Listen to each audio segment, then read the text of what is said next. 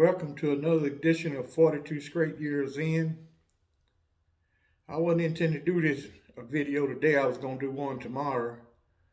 But Lion Willie's up and moving around. Well, he got his phone. He gave me a call. He said the detective came by. They went and looked at surveillance videos. So it was two guys, and one of them was hit. They showed in the video. But so far,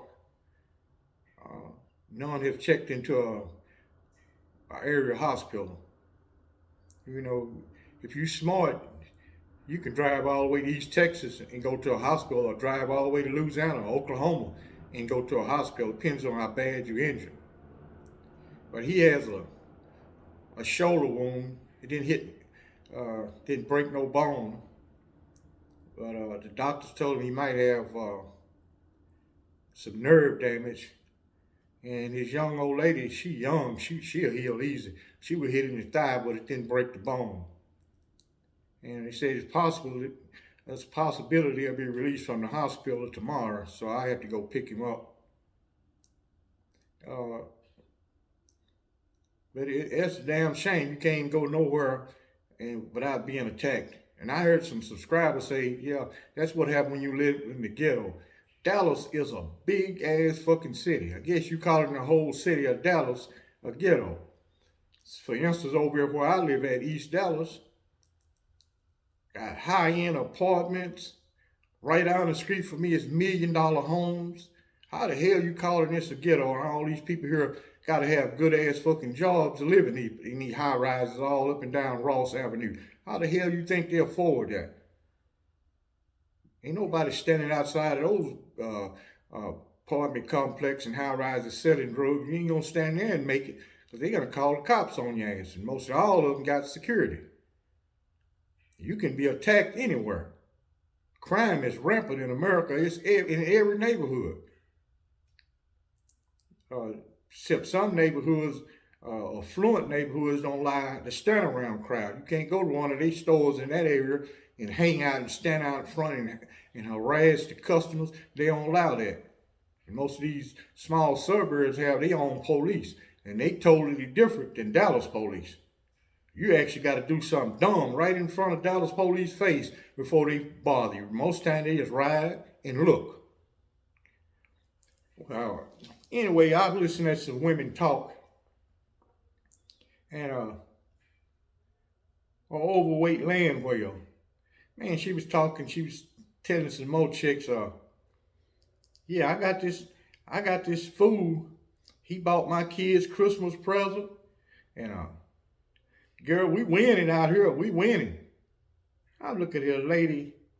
You live on government dole. You own housing. You get food stamp. You get welfare. There's possibility you getting child support. How in the hell is you winning? If they cut back any government program, your ass would be homeless. You know, he probably bought him some toys. He might have bought them from Dollar Tree, Dollar General. That's where he purchased them at. I guarantee you he's not really supporting them fucking kids. She's just saying some shit in front of other women to make it sound good. In fact, she really all about that. And she's very unattractive. I'm talking about very unattractive. You know, people live an acceptive life. Everybody want to win, because America is that type of environment. You know, if you don't put forth effort in this country, your ass gonna be at rock bottom. Now, right now is a perfect time for someone to come up with a niche business or a niche idea, because America is changing due to this pandemic. It ain't gonna never go back the way it once was. You know, everybody want to live in a utopian world, but that's just a figment of your imagination. Everywhere you go in America right now, crime is off the charts. Everywhere. All these major cities. And all these major cities not no fucking ghetto. The ghetto part of Dallas would be South Dallas. Some parts of Oak Cliff. They got people in Oak Cliff, got badass homes, nice homes over there, and live good. Same way over here in East Dallas. Same way in West Dallas, where Lion Willie live at. And someone in the comments said, he's got his priorities mixed up. Lion Willie is 67 years old. He trying to live his life, live his best days right now. He ain't never lived a life that he living now. He ain't never had no pretty young chick like this. He never had that. Even though he got money. He got invested. He got a badass 401k. All he did was work. Once he was released from prison, he got him a job. And he worked on it and retired from it. So he got the money. His home paid for. So he don't mind spurging on this chick. He don't mind doing that. It ain't hurting him one bit. What he gonna do with the money? He just got it. Looking at it, he know he's got a lot of money. You know, everybody want to say what the other person should do. Everybody's gonna live their life according to their philosophy. That man stayed out of prison all the years, never been inside of a police car no more. Never even talked to a cop. He been out all the years. The appeal courts reversed this case and ordered prosecution dismissed. So he go back to square one, no felony. That's why he's got a gun permit. Now he really is a non-violent guy. But I mean, you push him to the limit, he ain't gonna stand there and just let you kill him. But these people, the two guys who tried to rob him, they had plans on killing him and his girl. They started firing. They didn't say there's no robbery. They started shooting. So he didn't have no other option but return fire, just stand there and get shot down like a fucking dog. So he did the right thing. He ain't did no more than what I would have did. I might be on my way to hell, but you're gonna be a few steps in the front of me. I'll be right behind you. You're gonna be in the front. Yeah, once we was at a Ramsey unit, and Cat was doing interviews.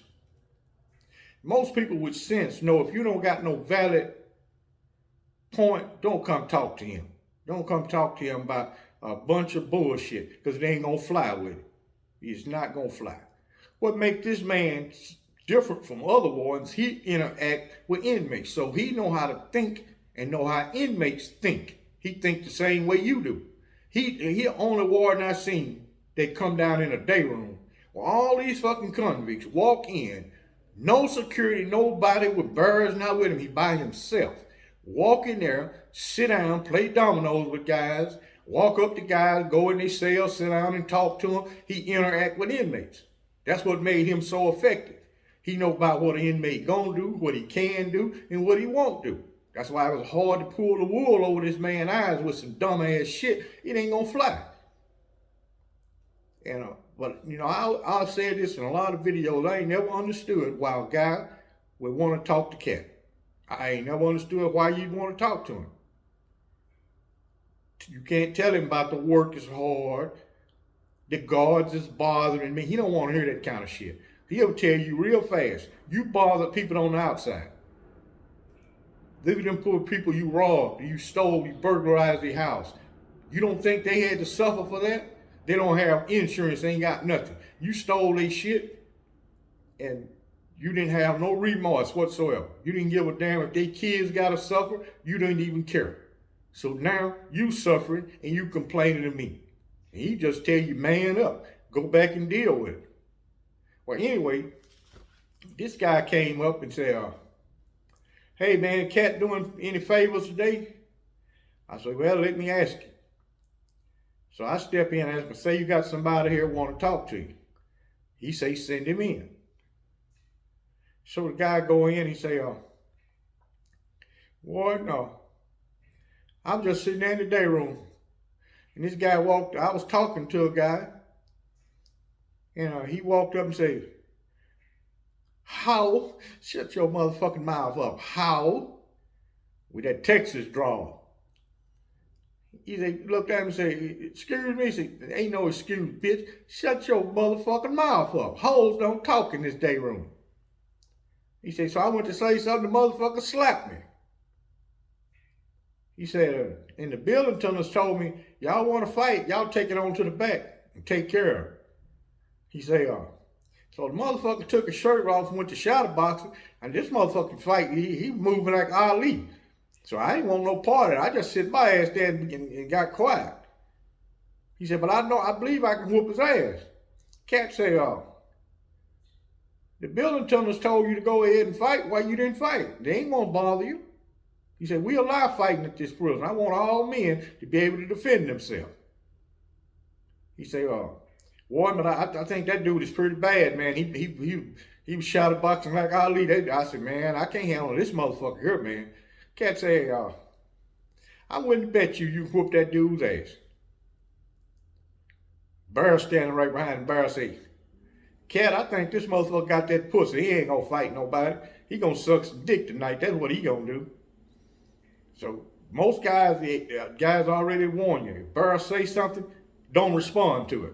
And don't turn around and look at him. You're gonna get your ass knocked out in that office. Don't turn around and keep looking at Cat and keep talking to Cat. Ignore him. It's kind of hard to do with this big son of a bitch right behind you, breathing on your motherfucking neck. That's real hard to do. So he knew the routine. He didn't feed into what Bear was talking about. So Cat said, why you just don't go whoop his ass? That'll solve the whole problem. He said, the motherfucker disrespect you. You won't even defend yourself.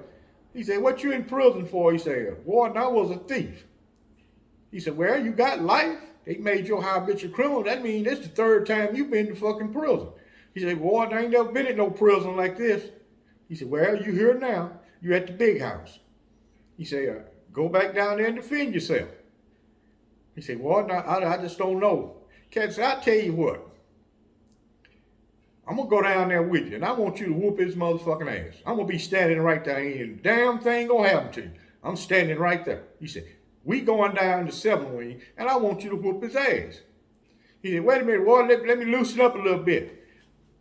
Bear said, you need to be loosening your ass up because you're going to get fucked tonight, you punk motherfucker. You dick-loving motherfucker. So I can tell that's fucking with him. This dude ain't bullshitting. Bear would knock the back of his goddamn head off. So he don't say nothing. He get in there like he's shadow boxing. Cat say, hell, you got some pretty good goddamn moves. All you got to do is use it on his ass. He said, just like you moving, that's how you hit his ass, just like that. And you'll win the fight. He said, don't be scared. Ain't nothing going to happen to you. He said, you whoop his ass, they going to send a message to the other inmates not to fuck with you. If they do fuck with you, they know they're going to get a good fight. So Cat said, come on, let's go. So me and Bear, Cat, that guy, we walked back down to 7 Wing. I went out and I just wanted to see what this motherfucker gonna do. When Cat walk up, all the building tenants, they go to sucking ass with him. Hey, good morning, Cat. How you doing, Warden? Hey, that's Cat there. Come on in, Cat. Like he can't come in that cell block. So turnkey unlocked the door, let Cat in. And Bear go in there with him. I stay out in the hallway because there's bars right in front of the cell block. I can stand right there and look at the whole day room. I ain't got to go inside. So the guy was back there by the punching bag. He tell Cat, he said, there he is right there. Cat said, man, you can't whoop that regular ass fucking dude. He said, go right back there and get on his motherfucking ass. Ain't nothing gonna happen to you. Whoop his motherfucking ass. He said, I tell you what, you don't whoop his motherfucking ass, you got 30 days in the jailhouse for coming down there fucking with me. He said, go whoop his ass. That dude went back there and took his shirt off. I got to give it to him. He beat the hell out of that dude. I don't know if he was fighting out of fear or what, but he beat his motherfucking ass. That's what you had to do. You had to send a message to these fools. Hey, man, every time you fuck with me, I might lose, but you going to know that I've been there. You're going to get some trouble in your life. You make my time hard, I'm going to make your life hard. So it ain't going to be no easy walk in the park. And those guys respect the guys who will stand up for themselves. I done seen several guys, a guy be saying, hey, man, I ought to try that dude. The other guy tell him, say, man, that dude will beat the goddamn hell out you if you fuck with him. So they don't want that kind of smoke. Even the toughest dude at the prison, well, it's a lot of guys that's tough. He would always say, physically, I can whoop everybody's ass here. He said, but there's a lot of guys here that will kill my ass like it ain't shit. And he knew that. He good with his hands. There's some guys that are going to stab the hell out you. They ain't finna take no kind of ass whooping at all. Especially when they in the right. They ain't finna take it. And he knew that. He would tell me, so that's why I sit here and turn my back, because I don't start trouble with nobody. I ain't worried about nobody coming up stabbing me, because I don't fuck with people. And this man can whoop everybody's ass there. Ain't no inmate there can whoop this dude. And on my crackhead update, I was driving over on Carroll. Some dude was pushing a shopping cart with all his backpack and all this shit in it. He had some headphones on. That motherfucker stopped in the middle of the street, stopped all the traffic. Boy, he was dancing. I gotta give it to him. He a dancing son of a bitch. That motherfucker was dancing and sweating. Whatever kind of drugs he had on hand, he was moving like a motherfucker. He don't know, he might could have made a career out of being a professional dancer instead of being a professional homeless person or a dope fiend. You know, it really ain't no help for them guys. They gotta help themselves. No one helped you to get on drugs. You wasn't counseled to get on drugs. It's all over the media. No drugs. They're all magazines. Everywhere you turn, they tell you don't deal with drugs. You chose to live that lifestyle. So you got to suffer the consequences on your own. To me, no one should waste resources on these guys. Leave them to either sink or swim. Yet on my shoe deal, I took the 3 kids, and you already know they all selected Jordans. One told me, say, sir, these are too high. I said, hey, man, if that's what you want, I'm not telling you the price. I had told him that in the car. Get any Jordan, whatever kind of shoe you want, buy it. You select it, and I'll pay for it. So they all got Jordans, including there's 1 girl and 2 boys. They all selected Jordans. And that went well. Now, I can't put their picture up because they are kids. And the guy who's a professor, he teach how to use the internet and social media at UNT Dallas. Now, he told me, say, if you use those kids' pictures without their permission, their parents' permission, their mom could come back later on and say that you monetizing her kids. So don't do it. Now listen, you don't even have the right paperwork drawn up for them to sign to save you from future litigation, because everybody is wanting to file a lawsuit looking for free money. Y'all support me over on Patreon. And I had to change the format on every video. I got to appeal it. YouTube make me appeal it. Every one of them. Sometimes I have to wait a week before the appeal come back. So I ain't have no option but to change the format. This guy is a specialist in YouTube. So I follow his instruction. My last video, I didn't have no problem out of YouTube. I don't like doing this because mainly my channel is not family friendly. It's not. I don't see nothing family friendly about prison. But be that as it may, I didn't have no option but to conform or to be cast aside. Y'all support me over on Patreon, like and subscribe, and I thank you for watching.